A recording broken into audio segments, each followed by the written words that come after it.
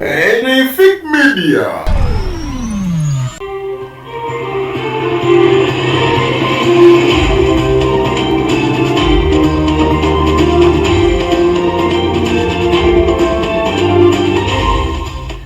President agadde amasinzizo omuli church n'emizikiti egisoba mu kakaaga ayagala bbaluwa ya buyigirize mu by'eddeeni.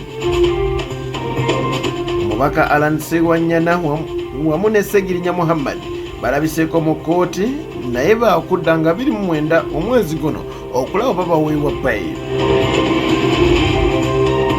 President Museveni alagidde mutabani we okuyimiriza bunnambiro ebikwekweto mu Congo.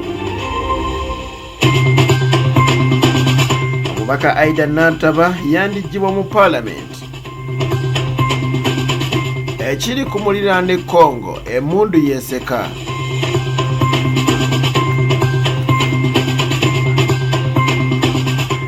Abanyamuzi kwa Alhaji Abdunur Mnyami webale kubeerako eno ye PHIQ Media.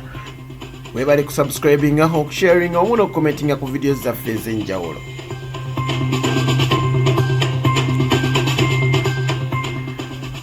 Omubaka Alan Sewanyana wamu ne Muhammad Segirinya olunaku lwaliro balabiseeko mu kooti ya ICD ekololo okuwulira okwemulugunya kwabwe engeri gye bakwatibwamu oluvannyuma lw'okuyimbulwa ku kakalu ka kooti kye bagamba nti kyali kityoboola ekitiibwa kyabwe. Omulamuzi aliviza okuwulira ensonga zaabwe azongezaayo okutuuka ng'ennaku 29 omwezi guno. Kino nno kitegeeza nti Alan Sewanyana wamu ne Segirinya tebaweereddwa bail naye nga kisuubirwa nti osanga koolo Mungu tumuteekemu essaala. Osanga buli kimu kino asobola okubeera ng'ate kitambula bulungi. Ate ye President Yoweri Kaguta Museveni era omuduumizi w'eggye ly'eggwanga ow'oku ntikko alagidde omuduumizi w'eggye lya UPDF ery'oku ttaka era mutabani we Lieutenant General Muhoozi Kainerugaba okuyimiriza bunnambiro oba mbagirawo ebikwekweto by'okufufugaza abayeekera ba ADF mu ggwanga lya Congo wansi w'ekiwendo kye baatuuma Operation Shuja. Bino birangiddwa General Muhoozi Kainerugaba yennyini ng'ayita ku mukutu gwe ogwa Twitter.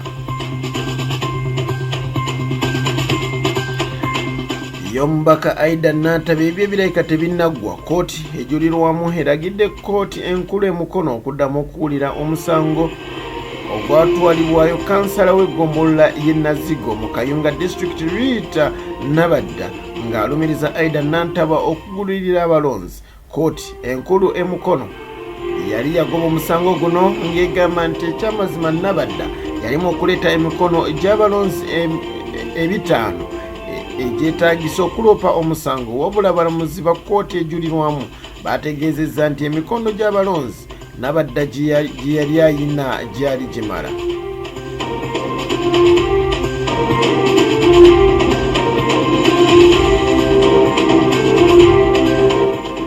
Bannansi ba Democratic Republic of Congo embeera eyongedde okuba nga ate batabukako ekiri mu nsi yaabwe kisa kinegula emmundu eseka okwekalakasa kulinga kwekalakasa n'ebirala bikudde ejjembe bafubutuseeyo.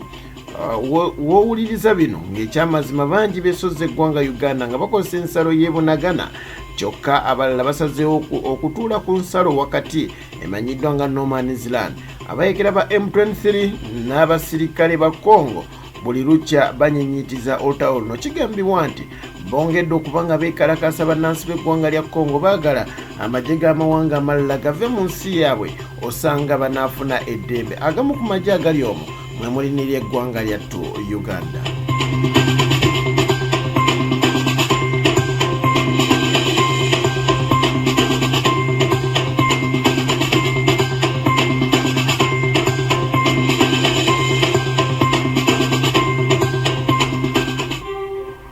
Ate ye President wa ggwanga lya Republic of Rwanda omukulu Paul Kagame olunaku lwaleero asobodde okubeera ng'ate aggalawo amasinzizo agawerera ddala mu kakaaga omuli emizikiti wamu ne Kereziya.